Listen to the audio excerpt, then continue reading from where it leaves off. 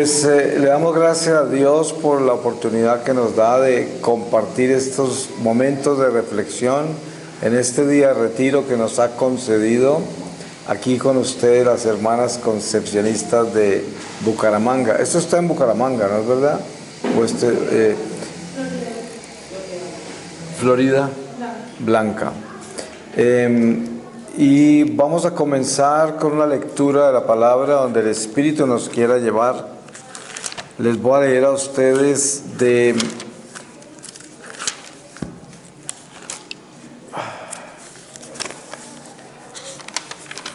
la segunda epístola de San Pedro, en el capítulo 1 desde el versículo 19.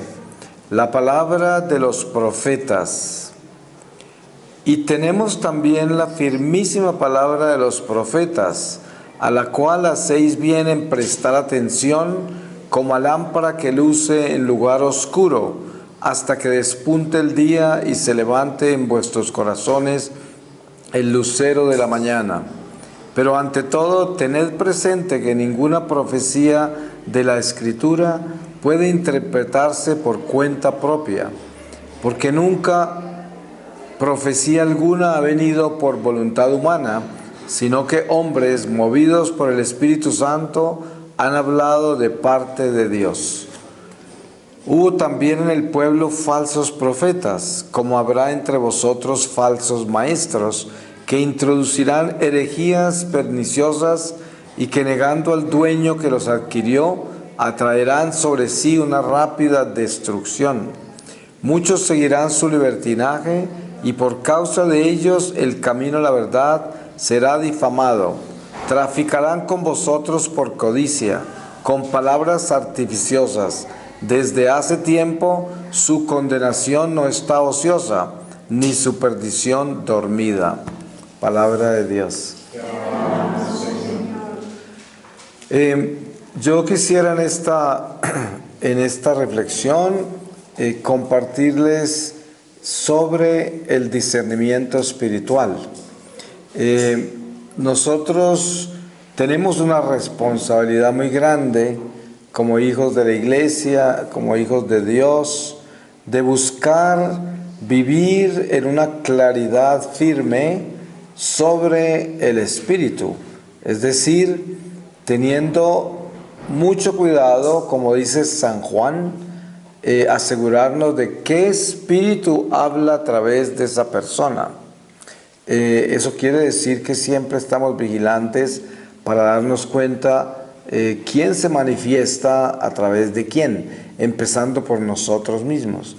El ejemplo está en la conversación que tiene Jesús con San Pedro, cuando San Pedro está pidiéndole a Jesús que no se crucifique, que no se deje crucificar. Y sabemos que la respuesta de Jesús es extremadamente complicada de interpretar, porque le dice: apártate de mí, Satanás. Y está hablando con Pedro. Pero la enseñanza importante en esto sobre el discernimiento espiritual que tiene Jesús es que nosotros somos instrumentos del bien y del mal. ¿Por qué? Porque por culpa del pecado original nosotros quedamos manchados. Como dice San Pablo, en nosotros hay una mancha que nos inclina a pecar, y por eso el mal que no queremos hacer es el mal que terminamos haciendo. ¿Eso cómo se interpreta? Se interpreta de que si en nosotros hay una mancha, eso es muy claro de que por medio de esa mancha, en un momento de debilidad nuestro, en un momento de flaqueza, el espíritu del mal se puede manifestar. Ustedes saben que el apóstol nos ha dicho que no permitamos que la ira nos sorprenda con la caída de la tarde. Y ahí nos da a entender que tendremos ira porque es parte de nuestra naturaleza imperfecta, que perdemos la paciencia, la tolerancia y nos llenamos de ira. Eso nos va a suceder.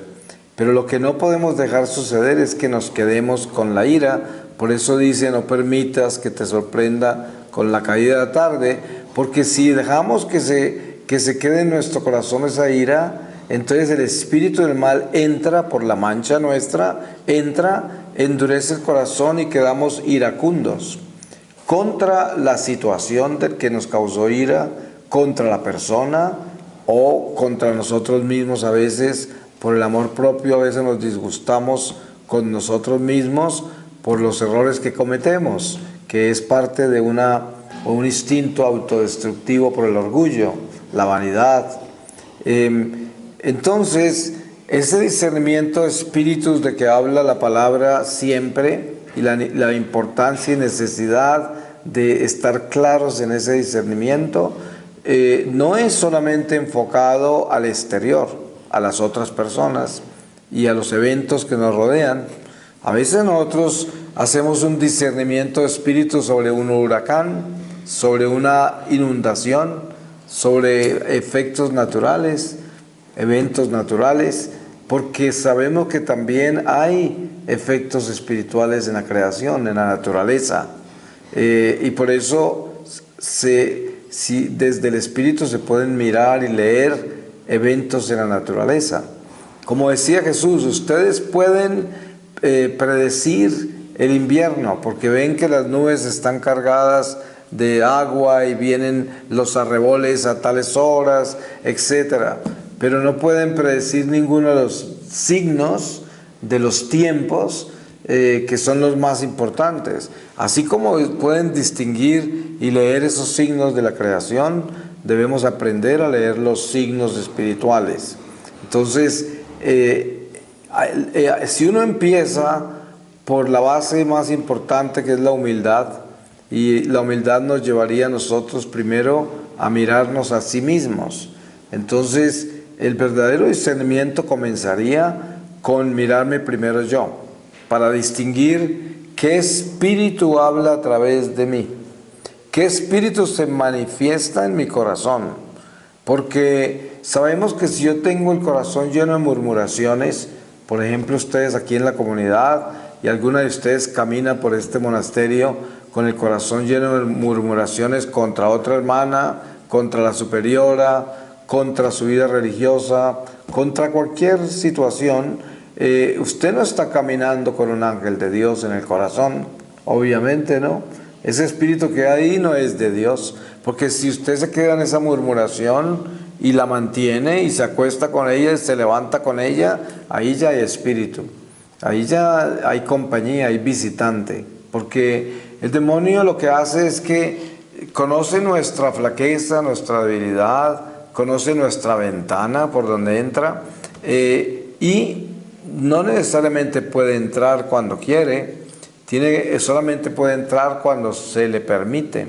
¿Y cómo se permite entrar? Pues cuando nosotros albergamos un mal sentimiento, una mala pasión, una mala tendencia, un mal pensamiento, lo albergamos y lo anidamos en el corazón, ya el espíritu entra, porque ya tiene nido donde entrar.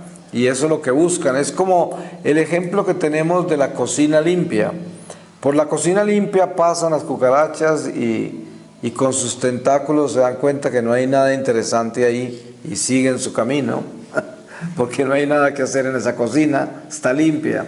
Igual son los demonios son como unos insectos. Ellos vienen y miran el corazón, y si el corazón tiene boronas, ahí se vienen y ahí ponen huevos y ahí se multiplican, y esto es un evento que ocurre en todo momento en nuestra vida. Por eso el discernimiento espiritual importante para nosotros es siempre estar vigilantes, atentos a esa limpieza del corazón, porque si no mantenemos el corazón en una limpieza vigilante, ese corazón se llena de boronas y los insectos de las tinieblas comienzan a entrar, y uno se acostumbra a ese desorden espiritual porque por naturaleza estamos manchados. Entonces es como que uno, a medida que va creciendo en esta vida natural, se acostumbra a que en uno hay cosas malas. Entonces es muy normal uno acostumbrarse a las cosas malas de uno. Pero precisamente cuando estamos hablando de gente espiritual y ustedes que son religiosas, consagradas, de clausura, pues se les exige mucho, porque cuando uno entra a la vida de la iglesia, a esta profundidad, que es quizás de las más profundas de la iglesia, ustedes se adentraron a la parte más íntima e interna de la iglesia, como es consagrarse a la vida de clausura. Es decir, hay más allá, pues entrarán los cartujos y quién sabe, unos ermitaños que andan en el desierto. Eso es lo que seguiría, ¿no? Pero es bien profundo lo que ustedes han hecho. Se han entrado mucho al vientre de la iglesia, por allá adentro. Entonces, eso exige enormemente, porque entre más se atreve uno a meterse en Dios, más se atreve el diablo a desafiarlo. Porque hay algo importante de tener claro. Cuando una religiosa o un religioso se consagra a Dios, el primer instinto es: me consagré a Dios. Y eso es extraordinario. Me consagré a Dios, hice los votos. Pero hay algo que no se puede olvidar, y es esto: me consagré contra el diablo. Entonces, me consagré a Dios, muy bonito, pero es que me consagré a Dios para una batalla espiritual. Y a partir de la consagración viene la guerra, la batalla. Y la batalla comienza por dentro de nosotros. Es la primera, es la más dura. Por eso es que el discernimiento espiritual sobre nuestra vida interior es básico, es importante, porque si no tenemos una claridad sobre nuestra vida interior completamente estructurada, esa claridad desde la sinceridad, de la honestidad con nosotros mismos y con Dios, entonces el discernimiento exterior de las otras personas, del mundo, de las circunstancias que nos rodean, jamás tendrá claridad. Nunca podremos leerlo bien, porque primero hay que organizar la casa, primero hay que limpiar la casa y tenerla en orden para poder mirar bien, para poder tener una visión 20/20, para poder tener buena visión, para tener equilibrio espiritual en la apreciación que tenemos de las cosas internas y externas. Y todo esto es un lenguaje espiritual. Eso tiene que ver con el espíritu, específicamente en el caso de ustedes que tienen estos votos y están consagradas a esta vida tan íntima dentro de la iglesia. Sabemos, y ustedes lo entienden rápidamente cuando entran a la comunidad, de que la plataforma más extraordinaria de purificación y santificación de ustedes son ustedes mismas, la misma comunidad. Es la que se santifica entre sí, porque ustedes viven tan cerca las unas a las otras, que viven prácticamente en el rostro de la otra, y 24 horas al día.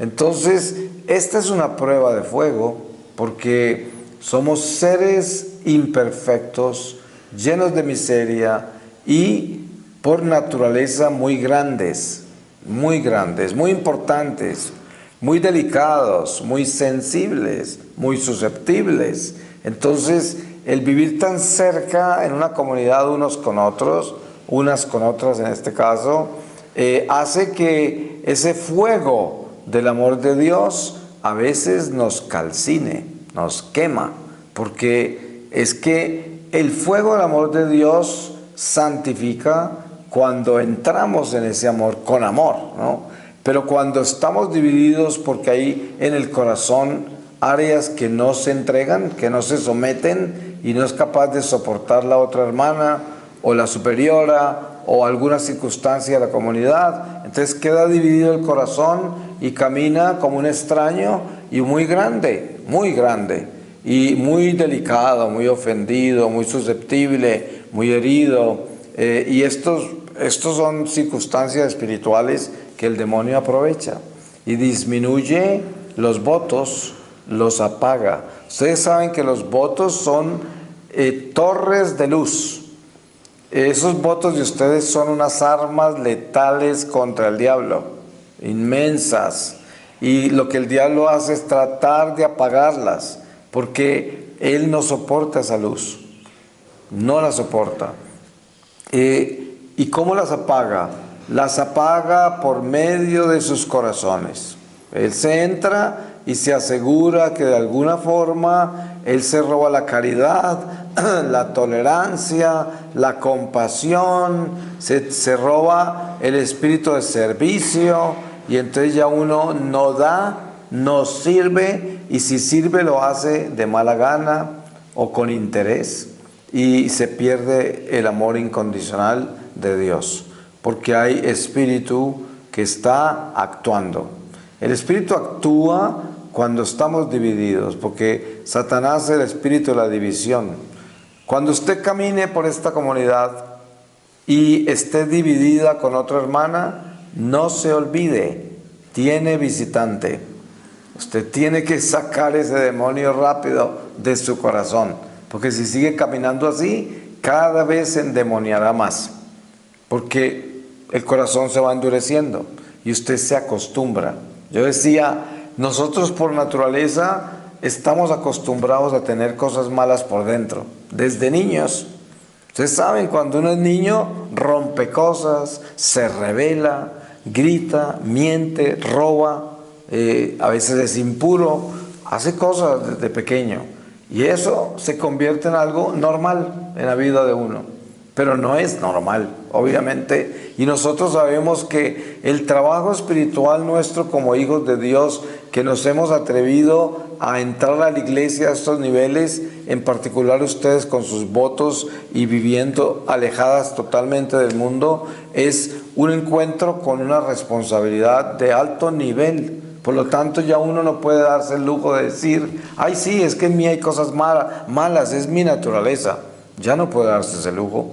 Es como el soldado que está al frente de la batalla, en las líneas del frente. No se puede dar el lujo de ponerse a fumar o a tomar o a dormir ahí, porque ese está al frente del cañón.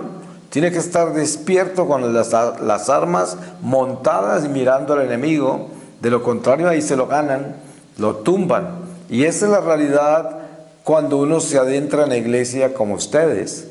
Como en el caso mío, que le entregué mi vida a la misión, y esa es mi vida y es lo que hago, nada más, y no quiero hacer nada más. Pero este encuentro con Dios, esta entrega a Dios, entonces desafía esta naturaleza mala, porque se convierte en un obstáculo terrible. Nuestra vulnerabilidad, nuestra fragilidad, nuestras malas tendencias son un obstáculo doloroso, porque nos atormentan, obviamente. Usted está vistiendo ese hábito, usted hizo esos votos, usted vive esta vida estricta, monástica, y al mismo tiempo siente todas esas cosas malas adentro que contradicen toda la santidad de lo que usted vistió, de lo que usted acogió, asumió.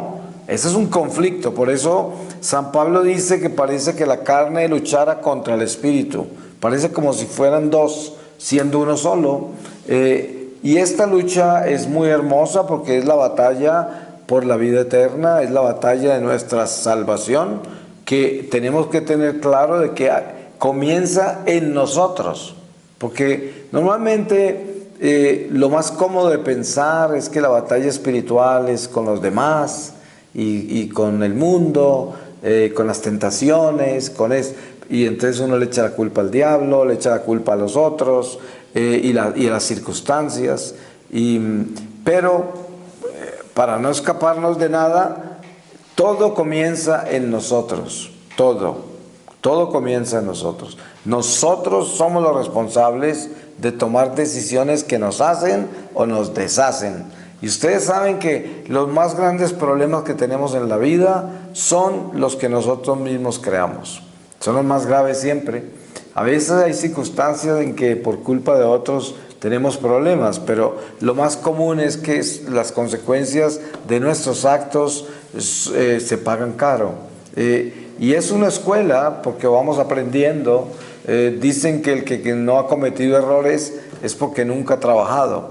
Entonces, en realidad nos honramos en los errores y en los defectos, porque a través de ellos encontramos la perfección, crecemos. Porque cuando aprendemos a odiar el error y el defecto, aprendemos a amar la perfección. Y eso es lo que Dios quiere de nosotros, que amemos lo perfecto, despreciando, aborreciendo lo imperfecto.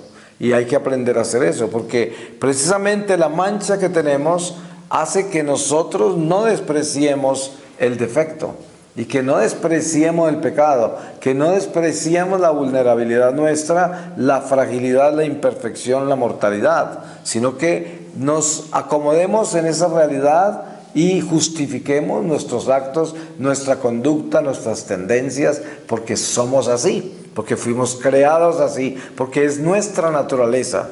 Ese es un vicio peligrosísimo, porque es el vicio del acomodarse a una realidad mala. Fíjense que el mundo y las psicologías modernas son expertas en justificar al hombre en su naturaleza mala. Siempre le enseñan de que eso no importa, así eres. Ahora, no te juzgues, vive así con todas esas cosas malas que tienes, y a lo mejor tienes que darles flor a esas cosas malas que tienes para que te realices como persona. Esa es la psicología moderna. Es una catástrofe, porque pervierte al ser humano y le ayuda a que se glorifique en su miseria y que haga de su miseria un camino de vida. Por eso hay tanta gente depravada, por eso hay tanto loco por allá afuera, porque eso es lo que les enseña esta sociedad. Pero Cristo a nosotros nos ha enseñado una lección muy diferente. Él nos ha enseñado de que esa naturaleza mala la tenemos que cambiar, que el desafío nuestro es el crecimiento espiritual que busca la perfección y la santidad. Por eso es que Él nos invita a ser santos y perfectos como su Padre, que es santo y perfecto. Si no fuera posible, no lo hubiera pedido, porque Él es un Maestro justo, divino, firme, y nos da lo mejor, que es lograr esa santidad.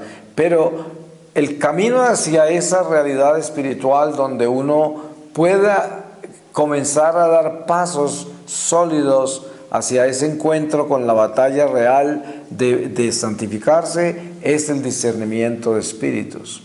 Uno necesita estar claro en el discernimiento, no se puede engañar. Si uno está con un corazón pesado, un corazón difícil, un corazón susceptible, un corazón demasiado importante que está pendiente de los demás, de qué piensan los demás, qué hacen los demás por mí, y se hiere fácilmente por las acciones de los demás, uno está lleno de polillas del infierno.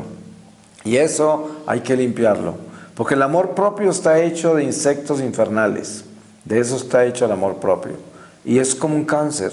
Eso puede tener metástasis fácilmente. Eso puede invadir todo el ser, el amor propio. Le hace un daño espantoso. ¿Cómo puede uno medir el amor propio? Muy sencillo.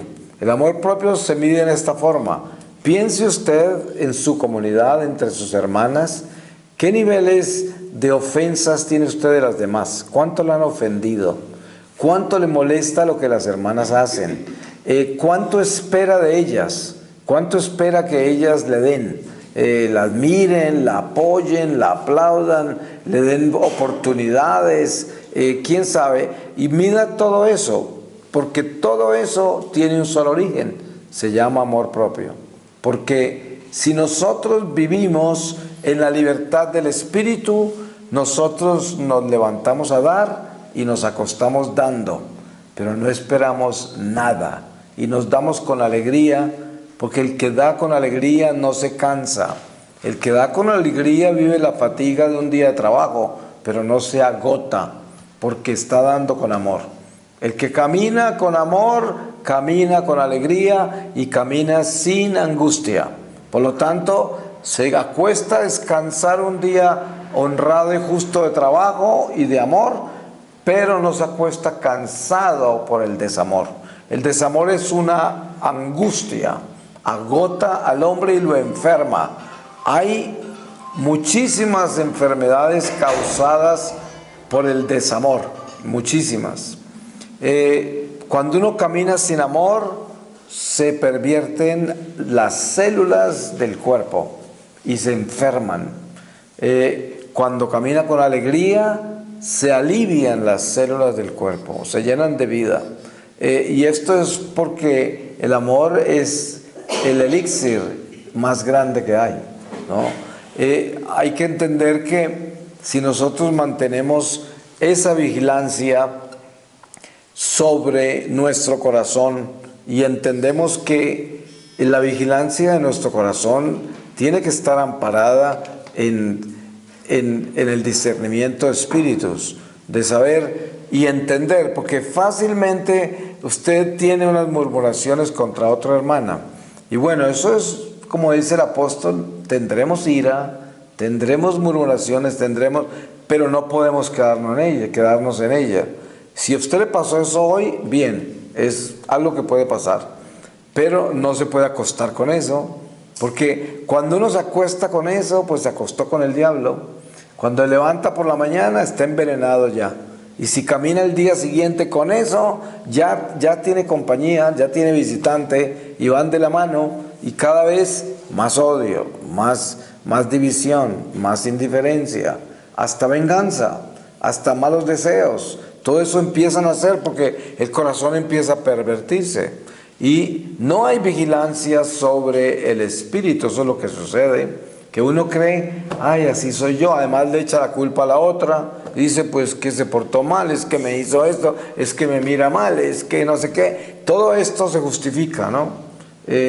Ayer nos reíamos con una de las misioneras, o esta mañana no me acuerdo, anoche, que hay situaciones en que los niños chiquitos se quejan a la mamá, decir, es que me respiró en la cara, hablando del otro hermanito, ¿no?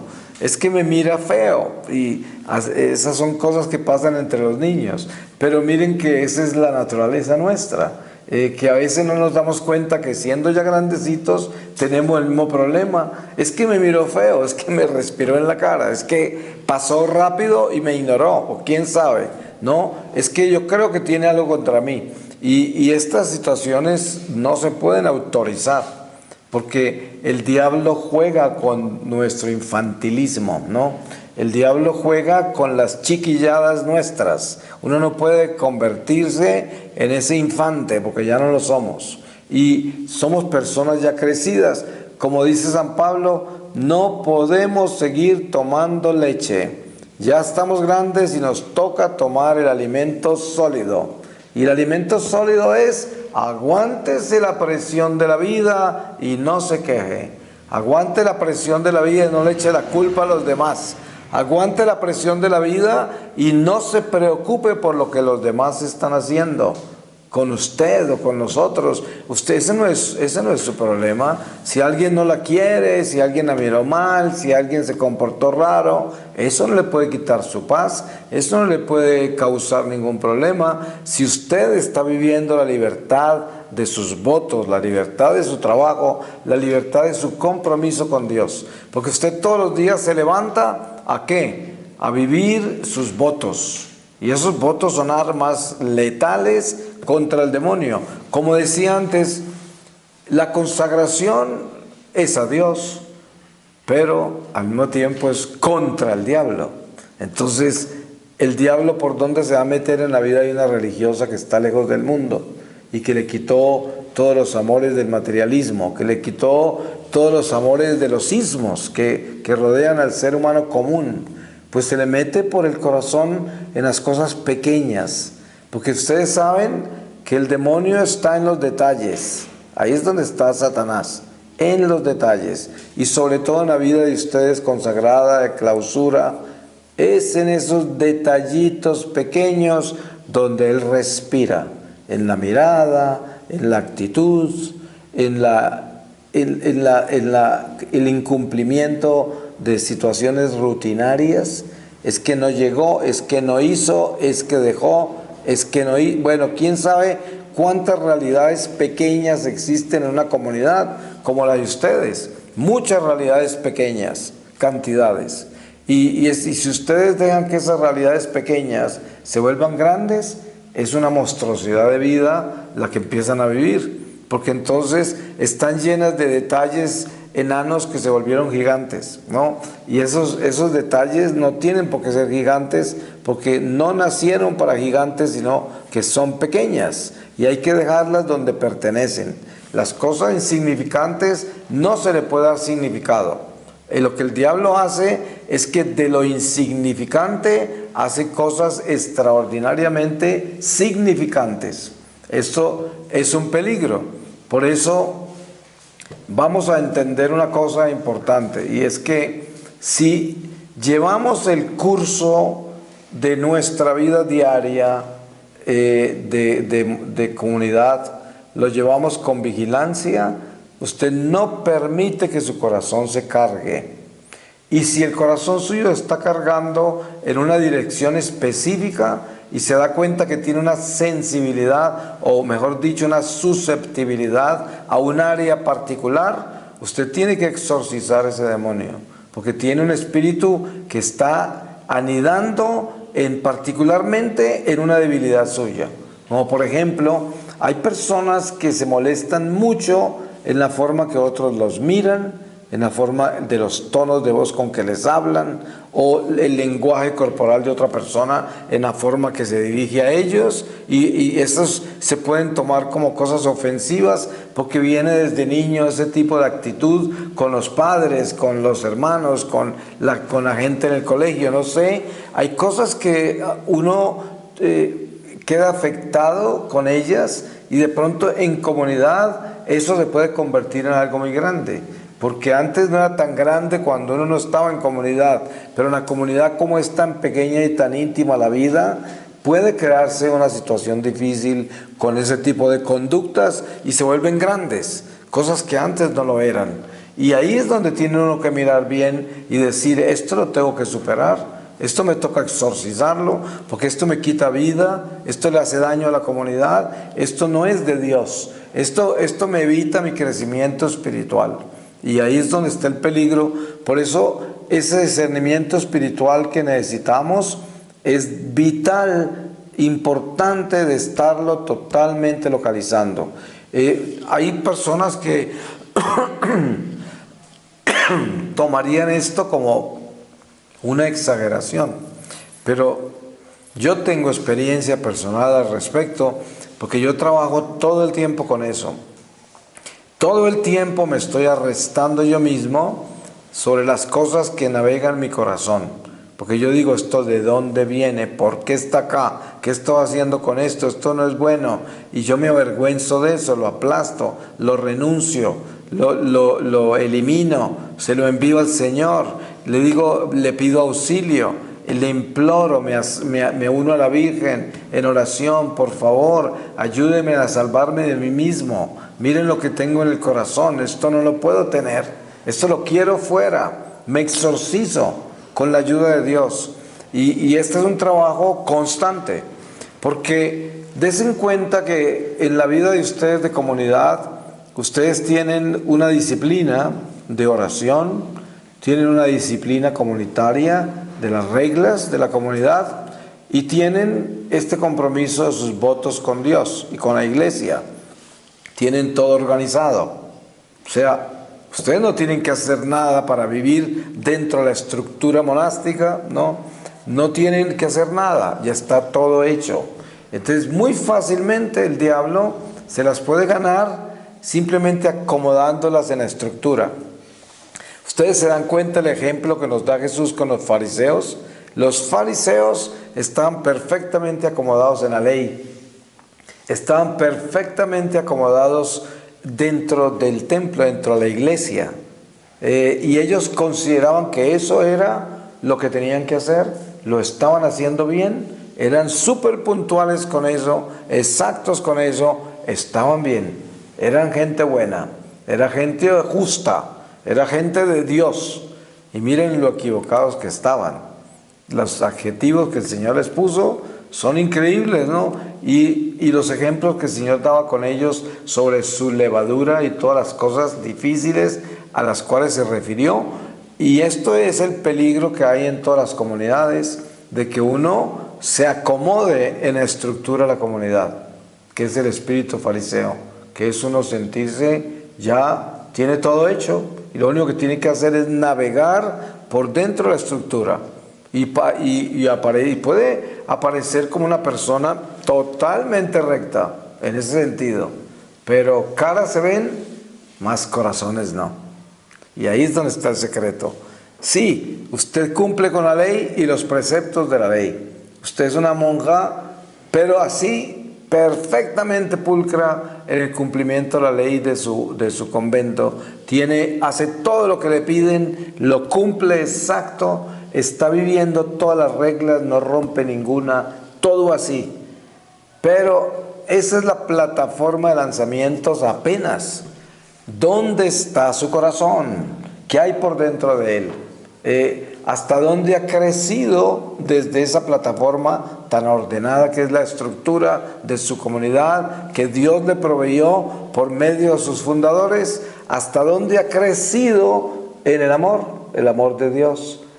Y este es el descubrimiento, el discernimiento más importante de espíritus que nos puede enseñar a nosotros si hemos sido capaces de volar desde la plataforma de la comunidad que Dios nos proveyó para que nos santifiquemos, si hemos sido posible crecer alas en el alma hacia el amor de Dios, hacia el espacio de Dios, porque es posible quedarse atrapado en la estructura. Es lo que le sucedió a los fariseos. No aceptaron el Mesías, porque como no habían elevado esa estructura de la ley y los preceptos hacia el Espíritu, cuando se aparece el Espíritu no lo reconocen, y si lo reconocen lo odian, porque no querían perder la vida en la estructura. Y ese Espíritu que aparece, que es el mismo Espíritu Santo en la persona de Jesús, los desestabiliza, porque los quiere sacar de la estructura y los desafía. Cuando les dice, no se trata de cómo tienen las manos limpias o cómo las tengan eso no es lo que importa. Lo que importa es lo que tienen acá. Y siempre los llevaba el corazón. Y ellos se daban cuenta que ese corazón lo tenían pervertido. Entonces de nada servía nada de lo que eran. Nadie les había dicho eso nunca, porque nadie tenía esa sabiduría. Además, ningún judío se hubiese atrevido a hablarle así a un sacerdote del templo. Lo hubieran decapitado de todas maneras. Pero el caso es que nosotros ya estamos más adelante de los fariseos, porque el Señor ya los fariseos nos los desenmascaró. Pero eso no quiere decir que estemos libres del fariseísmo. Eso no quiere decir. El fariseísmo viaja a través del tiempo en la iglesia, porque es un vicio religioso, o sea, son defectos del cuerpo religioso de la iglesia. Por eso el Papa, por ejemplo, juzga tan duro el clericalismo. Estos sacerdotes que se suben a esos pedestales y miran la gente desde arriba y no se mezclan con ellos, no tocan las ovejas, no huelen a ovejas, como dice el Papa. ¿Por qué? Porque es un mal que hay religioso que se llama el clericalismo.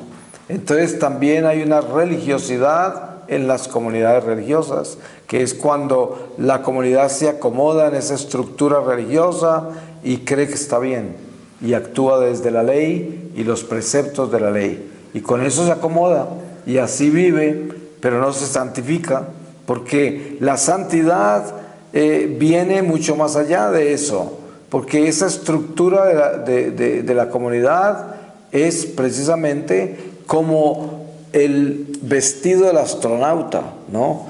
Usted le pone ese vestido, pero para ser lanzado al espacio, no para quedarse ahí en la cápsula y hacer nada. A usted lo vistieron de astronauta o que lo van a mandar a la luna, ¿no? Si no. Y es la luna de Dios, el espacio de Dios. Y uno no puede acomodarse en el vestido de astronauta pensando que ya hizo todo, porque tiene todo puesto. Es que hay que irse con ese uniforme a hacer lo que lo mandaron a hacer. Y lo que nos mandaron a hacer a nosotros en la iglesia, en el momento que nos enlistaron en este ejército del Señor, y sobre todo ustedes que se atrevieron a adentrarse tan profundamente en el vientre de la iglesia, con esos votos que hicieron y esa renuncia que hicieron al mundo, es que tenemos que entender que estamos llamados a elevarnos de acá, a salir de acá, como santos, que los santos tienen alas y son los que pueden salir, los demás se quedan estancados. Pero importante tener en cuenta que la estructura de la comunidad, la comodidad de tener todo hecho en la vida comunitaria, eso no son alas, eso es plataforma de lanzamientos, pero usted tiene que crecer sus alas. Y esas alas se crecen con una vida estricta y firme en sí mismo, observándose hasta las pecas, ¿no?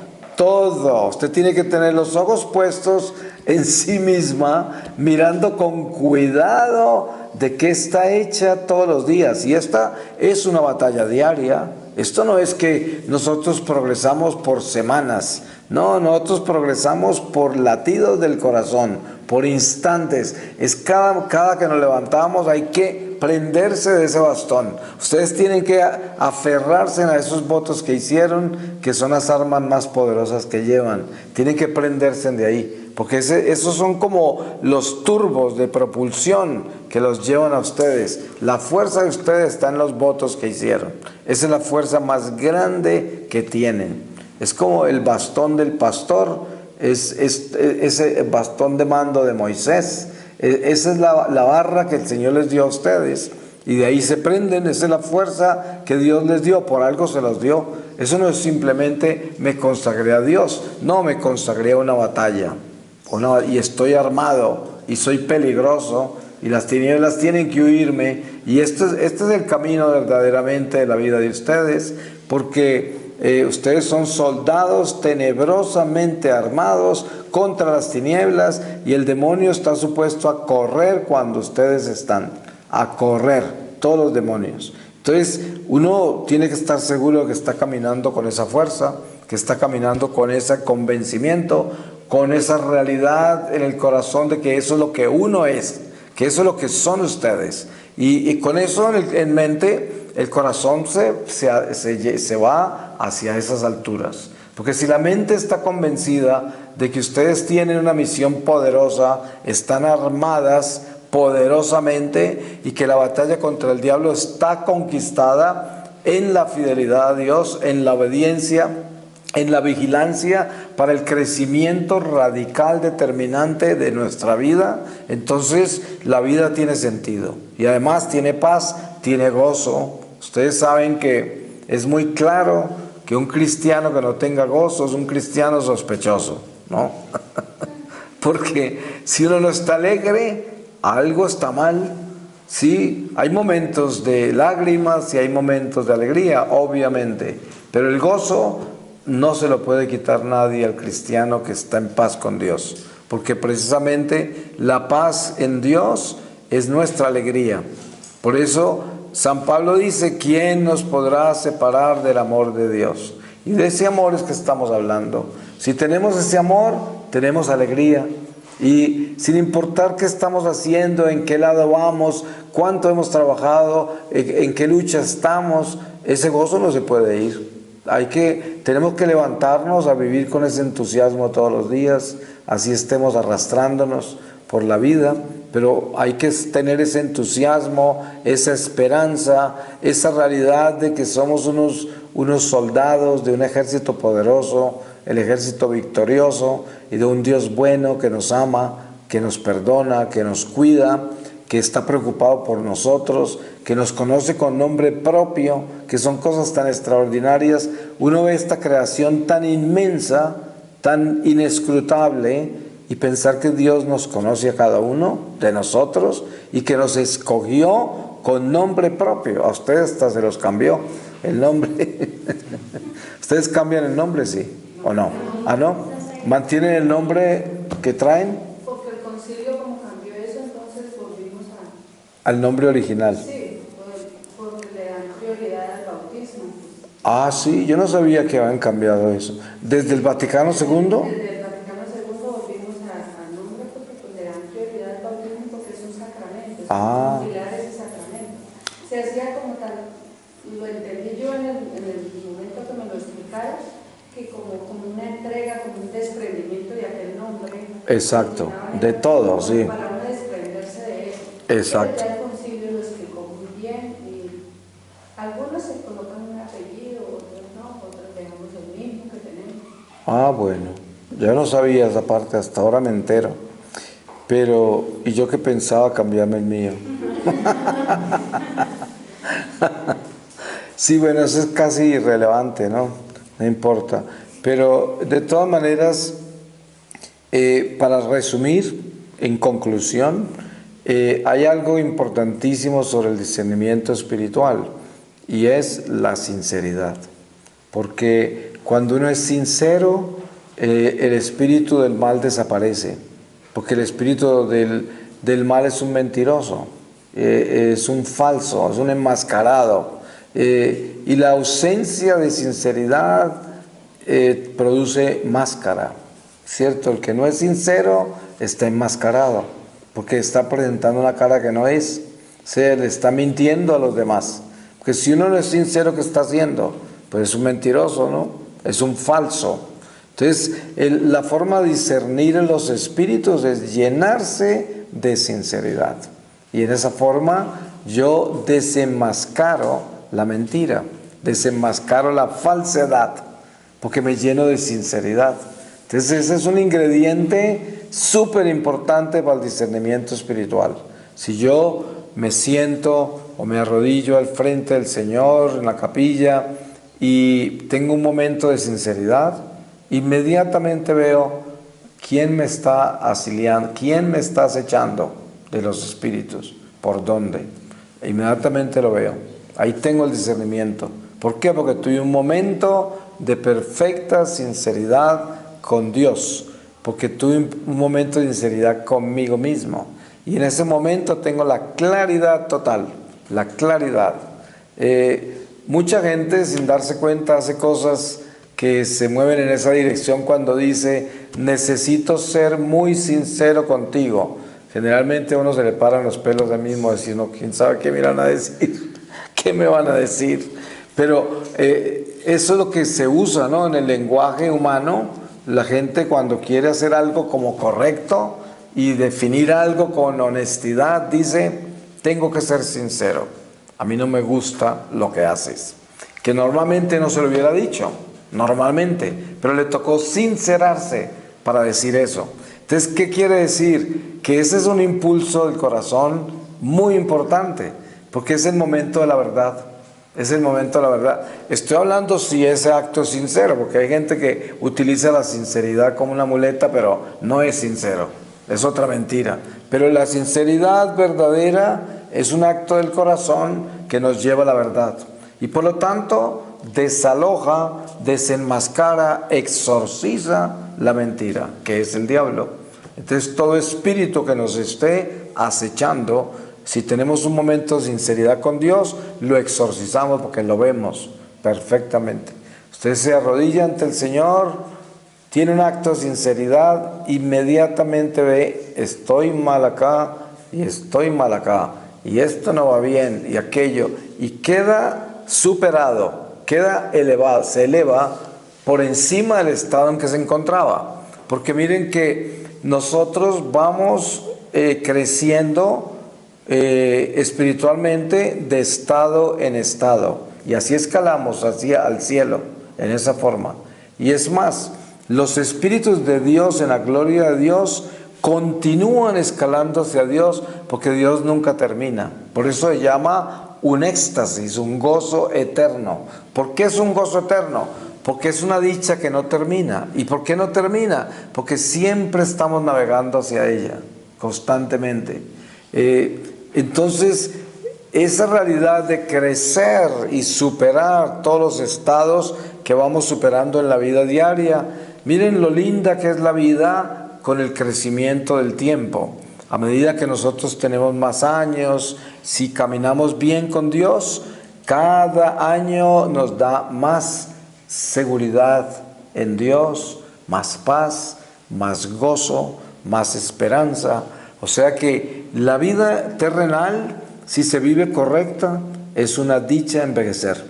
Porque entre más envejece, con más alegría se acerca el día del Señor y camina con esa esperanza y ese sentido de vida que tiene. Entonces, claro, cada año se vuelve precioso, ¿sí? Por eso en el mundo allá afuera, todo el mundo está en una carrera para esconder los años que tienen.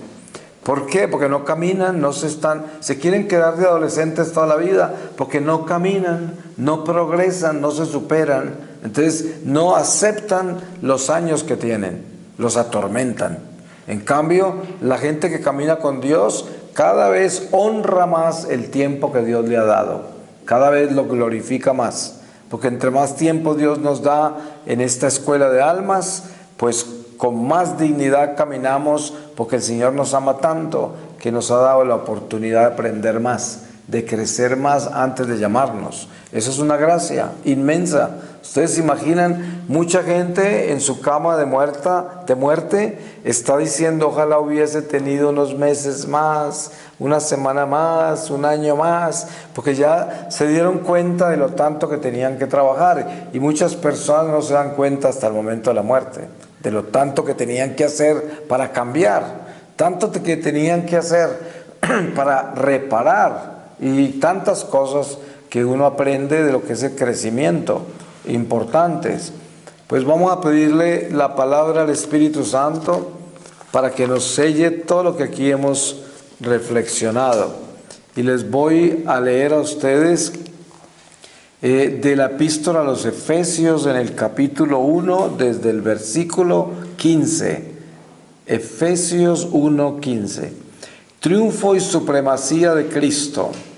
Por eso también yo, al tener noticia de vuestra fe en el Señor Jesús y de vuestra caridad para con todos los santos, no ceso de dar gracias por vosotros, recordándoos en mis oraciones, para que el Dios de nuestro Señor Jesucristo, el Padre de la gloria, os conceda espíritu de sabiduría y de revelación para conocerle perfectamente, iluminando los ojos de vuestro corazón, para que conozcáis cuál es la esperanza a que habéis sido llamados por Él, cuál la riqueza de la gloria otorgada por Él en herencia a los santos, y cuál la soberana grandeza de su poder para con nosotros, los creyentes, conforme a la eficacia de su fuerza poderosa que desplegó en Cristo, resucitándole de entre los muertos y sentándole a su diestra en los cielos, por encima de todo principado, potestad, virtud, dominación